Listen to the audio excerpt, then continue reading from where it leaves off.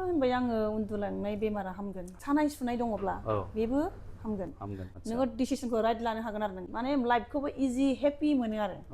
एक्सेसाव जोंनाव मोनसे रागायाबो खम जायो ना रागाया डेफिनेटलि खम जागोन 4 लाख फैसा लानायखौ बियो 3 बोसोर जाबायनि फैसाखौ होफैयामोन ओमफ्राय बेनि उनावहाय जेला बियो थेरापिस्टखौ खनब्रै खालामजाबाय बेनि उनाव फैसाया फैबाय आरो बेना फैसायाबो फैबावो मोननांगौआनो जाय मोननांगौ साख्रि मोननायाबो मोनबावोसो साख्रि मोननायाबो मोनबाय आंजों बे साब्रै मोनबाय बे खर' दांनानै हरनायजों मा सोमोन्दो थायो जेन'बा खुलुमबाय लोगोफोर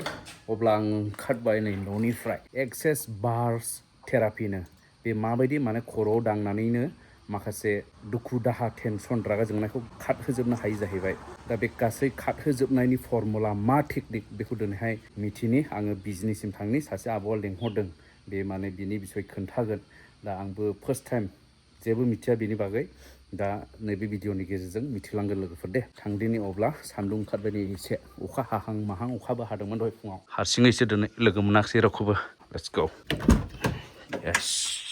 अब्ला थांबाय थानि लोगोफोर एक्सेस बार थेरापि होननाया माबोरै मानसिनि दुखु दाहा टेनसनखौ खारहोयो माबोरै जिउआव सोलायनाय लाबोनो हायो बेखौ गासै कुइसन खालामगोन बे आब'नाव जुदि जों गुगोलाव सार्च खालामोब्ला what is access bars therapy होननानैहाय अब्ला मा रिजाल्ट फैयो बेखौहाय नोंथांमोनाबो नाय आंबो बेबायदिनो नायदोंमोन ओमफ्राय बेयाव नायोब्लाथ'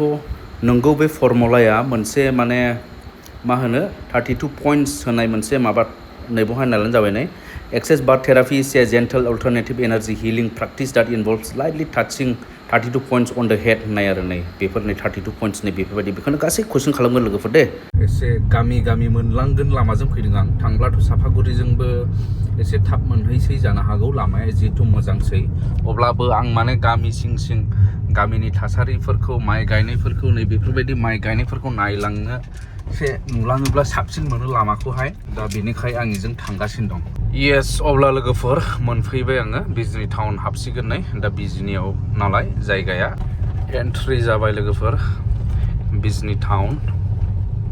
दाने आजिखालि बारा बारलाबायनो मोनलेना अभार ब्रिज फ्लाइअभार होजोब्बाय बांसिनावनो बेबो दङ बिजनिनिबो खिन्थु आं ओरै खाथि जायैखाय नैबेजों फैदों आरो सौफैबाय दे लोगोफोरनो गारिखौबो पार्किं खालामबाय आं नैबे सामपार्क हटेल खाथियाव आरो गोजौआव सामपार्क हटेल गाहायावबो गोजौआव सामपार्क हटेल बेनिफ्राय ओरै हाबलांनांगौ जाहैबाय नै बेजों थांबाय थानांगौ नैबो फिसा लामा दं थारमाने आब'ने बेवहाय माबा दङनो बिउटि पार्लार बे बिउटि पार्लारावनो आब'आ बे खामानिखौबो मावो आरो दा नैबो नायदो नै एक्सेस बार्स थेरापि नियर सामपार्क रेस्टुरेन्ट बिजनि बेलाय येस अब्ला हाबबाय आङो सिङावहाय दे आब'नि पार्लारावहाय आब' कृष्णा बसुमतारी बुहुत पुराना पार्लारनो बियो बिजनिनि पुराना माने ओरैबायदि माने 25 इयार्स 25 बोसोरसो जाबायनो मथा मथि बिजनियाव फार्स्ट नांगोन आरो बे नै सिङावहाय बेबायदि ओरैहाय आब'मोन दंबावनो नैबेनो जाहैबाय नै आब' कृष्णाया मा होनांगौ प्रेक्टिसनार ना मा होनोथाय नोंसोरखौ फेसिलेटर आच्छा एक्सेस कनसियासनि फेसिलेटर ओमफ्राय ओरैहाय खुरि दं नै सासे नमस्कार खुरि कि करिब हिसे थेरापि लानो फैदोंनो बेबो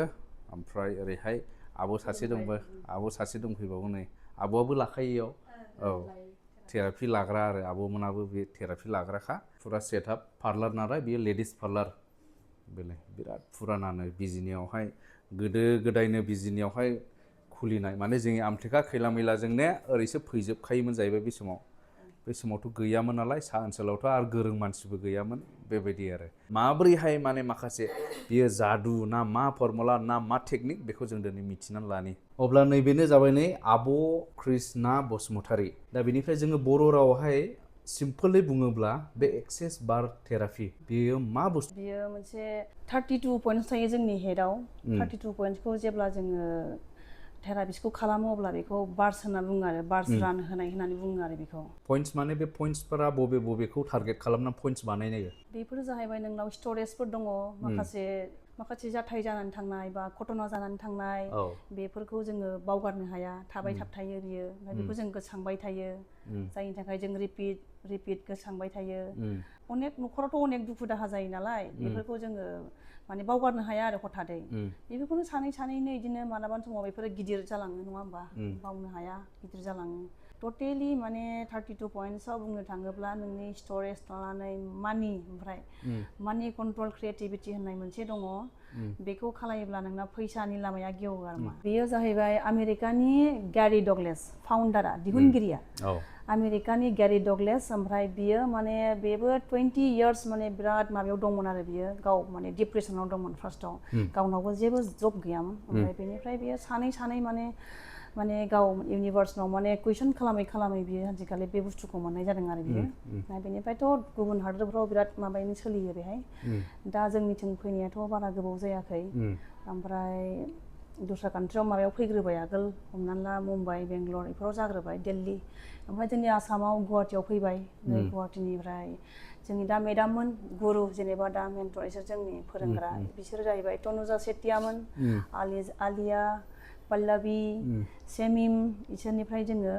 कर्सखौ आङो लानाय जादों आरो मिन्थिनानै आं थांनाय बोसोरावनो लादों गुवाहाटियाव लादों आरो कर्सखौ गुवाहाटियाव लाहैदों कर्सखौ बेसे गोबावनिमोन बे कर्सआ अनलि 1 डे वर्कशॉप क्लास बियो सानसेयावनो सानसेल' हायो रोङो आरो रोङिनि खोथायानो गैया सानसेयावनो बे माबाखौ फरायनांगौ फुंनिफ्राय क्लासआ 9टानिफ्राय 5टासिमसो क्लास खालामनांगौ जायो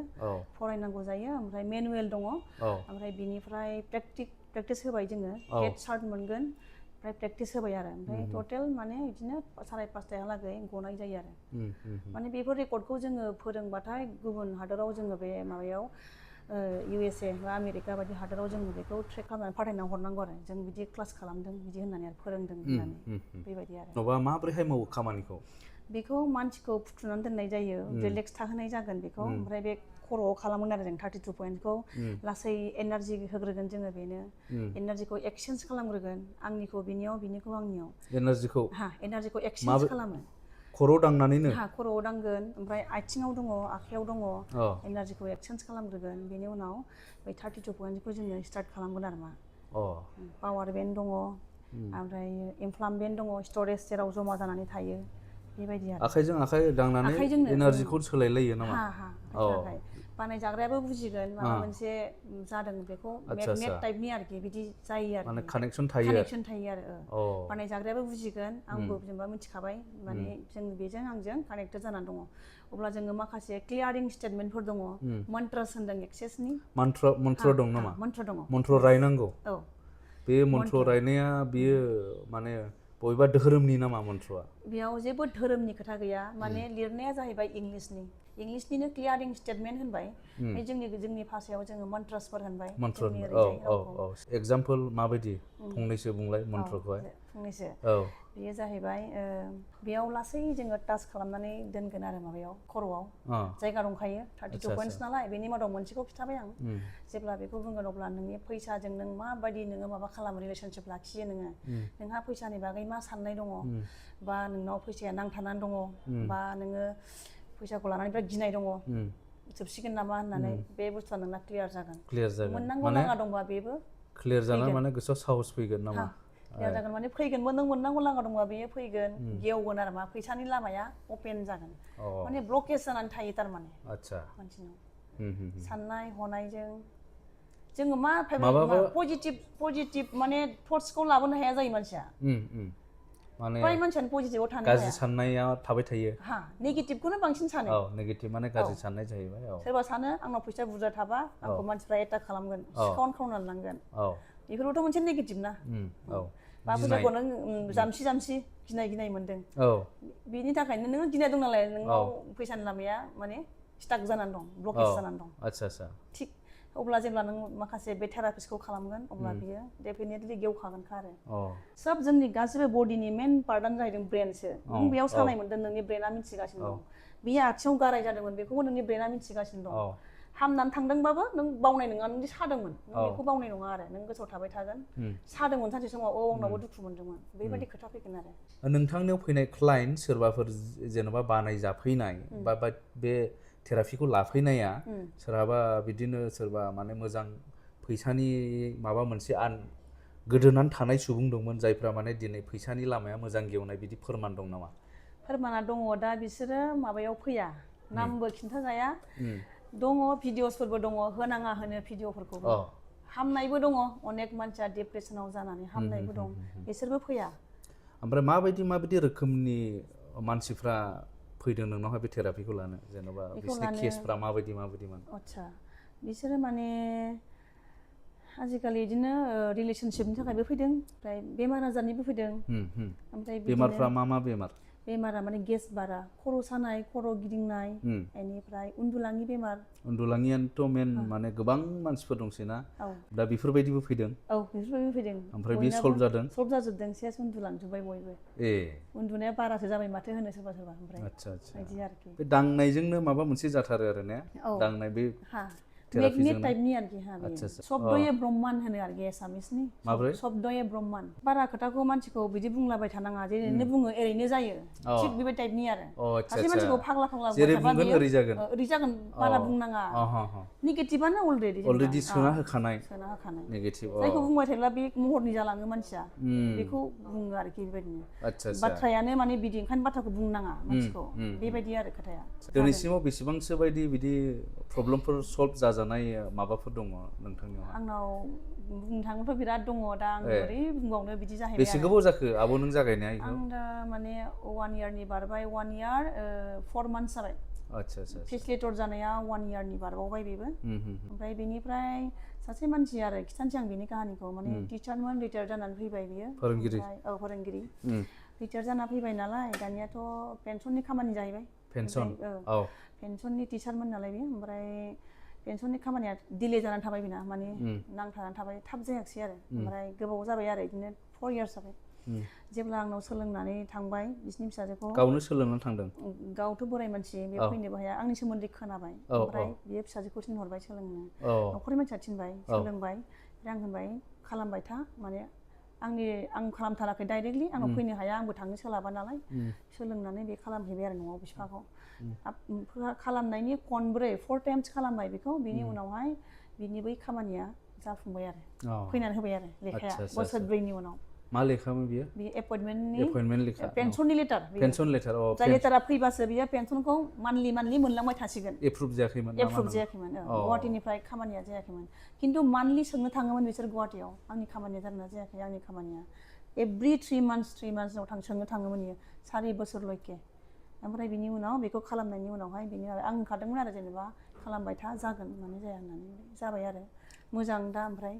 सासे मानसिनाबो फैसा लांदोंमोन फैसाया माने 4 लाख फैसा लांदोंमोन बे 4 लाख फैसा लांनायखौ बियो 3 बोसोर जाबायनि फैसाखौ होफैयामोन ओमफ्राय बेनि उनावहाय जेला बियो थेरापिस्टखौ खनब्रै खालामजाबाय बिनि उनाव फैसाया फैबाय आरो बेना जासिहरबाय गावनो फैसाबो फैबावो मोननांगौआनो जाय मोननांगौ साख्रि मोननायाबो मोनबावोसो साख्रि मोननायाबो मोनबाय आंजों 4 मोनबाय बे खर' दांनानै हरनायजों मा सोमोन्दो थायो जेन'बा बै ब्लकेजआ गेवो साप'ज बेनाव खामानिया ब्लकेजआथ' जेन'बा नैबे आं दांजाबाय आंनि ब्लकेजआ गेवबाय आंनोथ' एपइन्टमेन्ट लेटारखौ हरनांगौ बै सोरबा अफिसारासो हरनांगौ जेन'बा बेजों माबोरै सोमोन्दो थागोन माने सोमोन्दोआ मारै जाया नों कानेक्टेड दङ नों बिजों मानोना नोंनावसो स्टाक जानानै दङ बेयो बैजों खोथा नङा नोंसो क्रिएट खालामगासिनो दङ नोंनावसो नेगेटिभिटि दङ नोंसो क्रिएट खालामदों माखासे बुस्थुखौ बेनि थाखाय नोंनाव हाबाखै बेसो खोथाया बैजों खोथा गैला जेब्ला नोंनिया अपेन जागोन अब्लासो नोंनाव हाबफैगोन बुस्थुआ फुरा लामाया गेवजोबबाय 32 पइन्टसआव अपेन जाबाय नालाय गेवबाय नोंनाव बेमारनि लागाबो गेवबाय रास्ता बुरखुलखाय होनदों जेराव लामाया गेवो माबाफोर नुयो टेम्पोलफ्राव होयो सोरबा बाबाफोरा होयो माबा नुयो जोङो माने आगस्थाम माबा माला जेरै आब' गाननाय बायदि बेफोरजों माबा माबि मिउजिक मावग्रा दंदां खामानि गैया बिदि जेबो नङा बे मोनसे बिश्वासनि सायावसो नालाय बे जाहैबाय क्रिस्टालफोर बिसोरो बे क्रिस्टाल इसोरखौ दा मेमफोरा हरो बिसोरो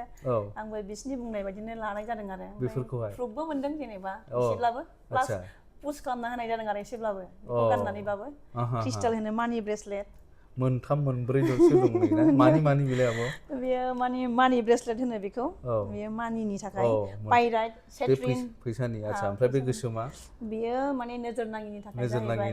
जेब्ला फैसा थाखा फैबाय मानसिया आंजों एट्राक्टिभ जाबाय अब्ला नोजोराबो नांगोन नालाय बेखौ दाननो थाखाय नैबे ब्लेकआ ओमफ्राय बै मोनसे बावा बेथ' जोंहा शिब बाबानि थाखाय नालाय धर्मनि ओमफ्राय बेजों बै थेरापिजोंथ' जेबो सोमोन्दो गैया बेजों जेबो सोमोन्दो गैया मावजेननायाव जोंनि मानसिफ्रा माबायदि बुजियो बेनि सायावहाय मावजेननायाथ' जोंनि मानसिफ्रा माने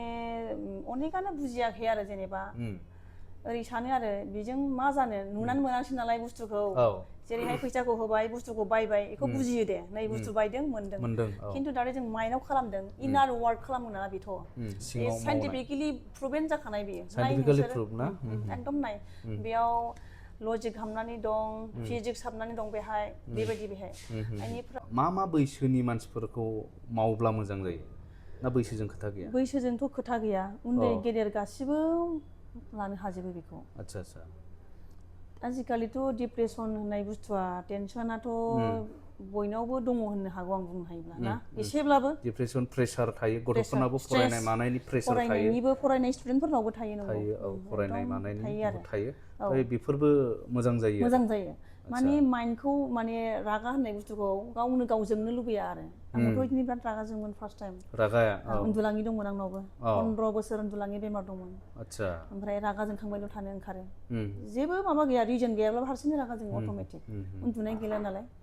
आसलते मेन बेखौ बे थेरापिखौ लायोब्ला आसलते मेन मुलाम्फाया मा जायो मानसिनि थाखाय फार्स्टआवनो होनबाय आङो उन्दुलांनाय बेमारा हामगोन सानाय सुनाय दङब्ला बेबो हामगोन बेनिफ्राय जाहैबाय मोनसेया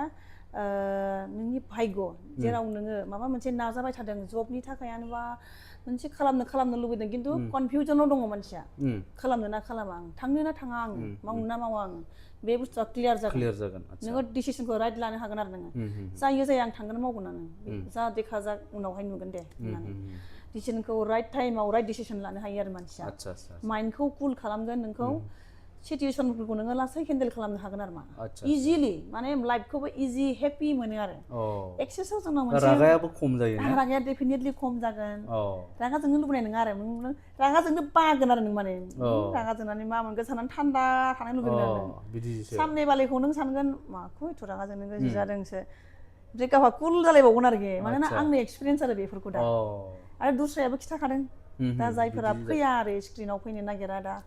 आं लाबोनो नागिरो फैनो नागिरा आरो माने देखायजानो बायो गाव बिदि आरो खिन्थु मावजानो गोबां दंसै ना आब'जों दङ बिराद बुरजा जाबाय आं सानख'नोनो हाला ओमफ्राय खेबबेसे मावनांगौ जायो सासे मानसिखौ मावनांगौआ 3 टाइम्स लायोब्ला बिराद मोजां 3 टाइम्स खनथाम लायोब्ला मोजां खेबसे मावगासेयाव बेसे गोबाव नर्मेलि मानसिफोरा 1 आवर 25 मिनिट्स लागोन आरो 1 आवर 25 मिनिट खेबसेयाव बेनिफ्राय माने जाय मानसिया एसे माने बांसिन माने देहानि एसे माबा दङ प्रब्लेम बुरजा बारा हमनानै ला गोबाव समनिफ्रायनो बेमाराव दंबाय थायो बा बिसनायाव गोलैनानै दं बिथिनि थाखाय खनथामजों जानाय नङा आरो लानांगोन एसे नायनानै आरो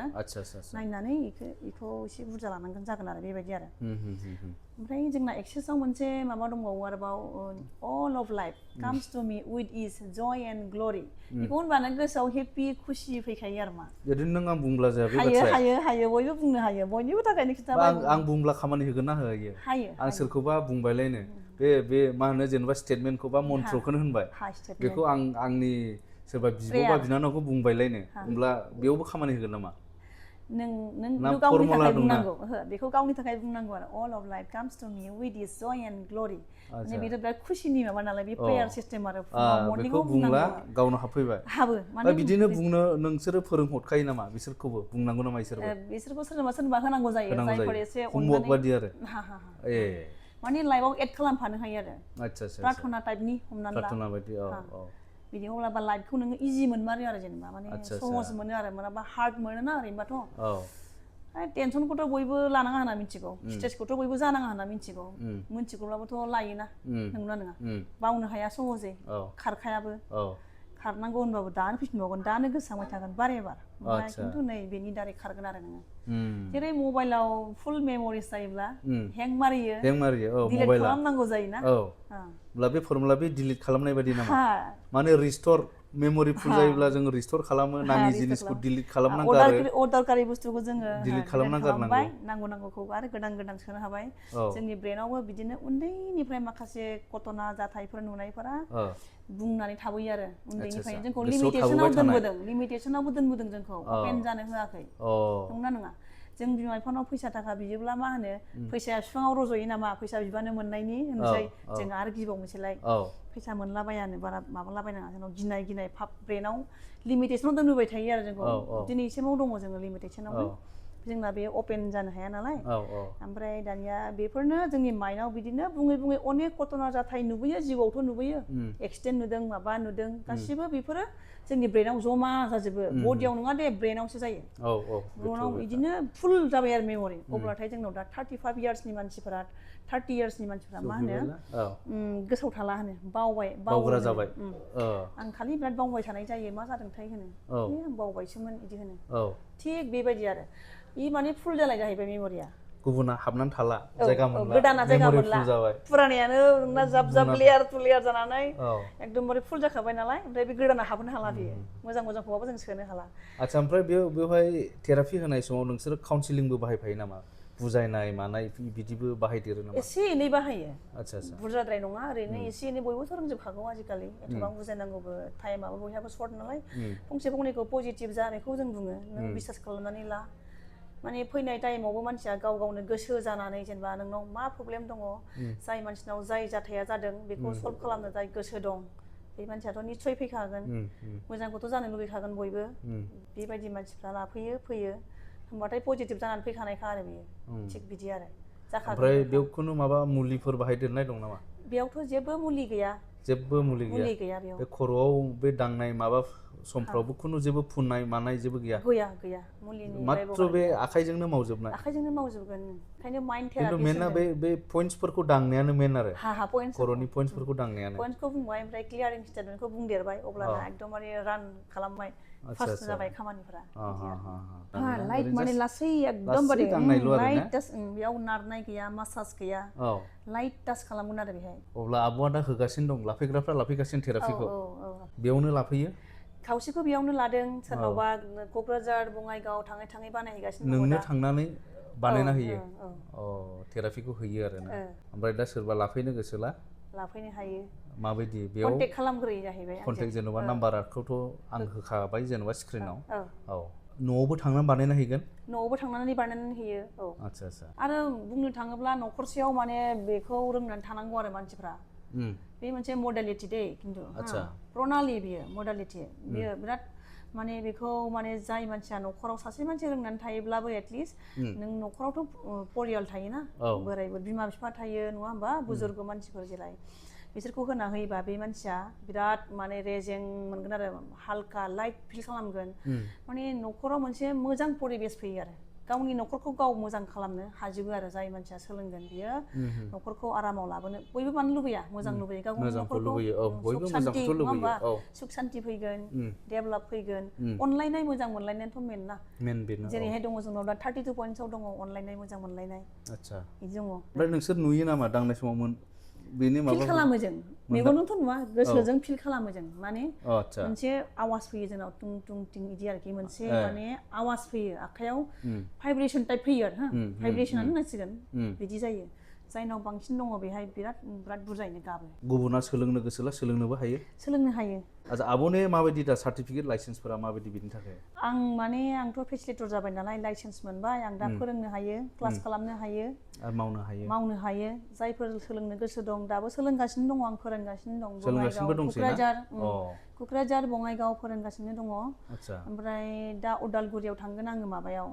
नैबे आगष्ट ना आगष्ट नालाय जोबनोसैयानो सेप्तेम्बरनि माने 15आव दङ ओमफ्राय गरेस्वराव 20आव दङ गरेस्वर बेयाव कर्स हैगोन आङो धेमाजियाव दङ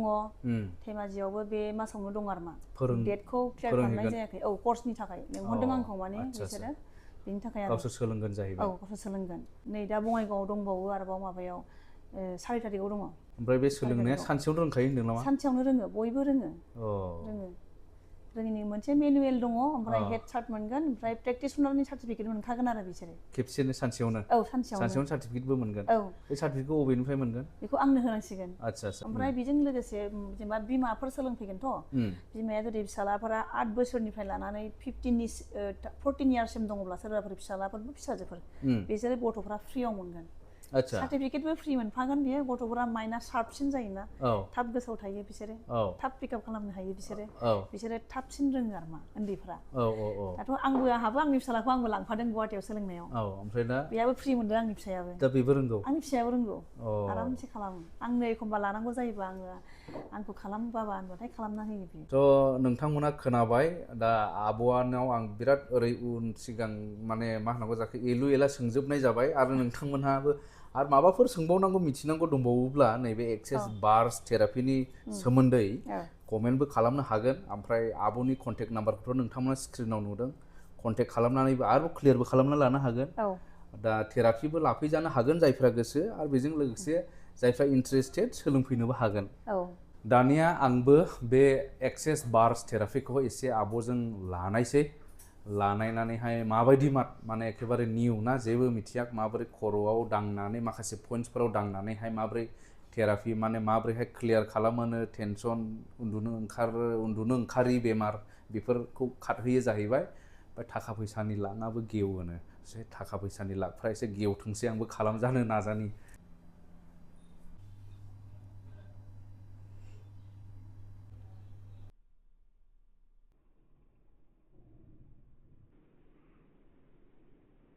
जायखिया आङो दा खालामखांजाबाय आब'जोंहाय थेरापिखौ ओमफ्राय फैसानि मानिखौ खुलिजोबना हरबाय जानो हागौ आब'आ लकफ्रा एसे फैसाफ्रा फैथोंसै जेव जेवनो फैसाखौथ' बिराद नांगौ मानसिफोरनोहाय बेबायदि आरो जायखिया होमब्ला हामबायसै आब' दे थेंक इउ दे गोजोननाय थाबाय थेंक इउ नोंनिसिम औ दे हामबायसै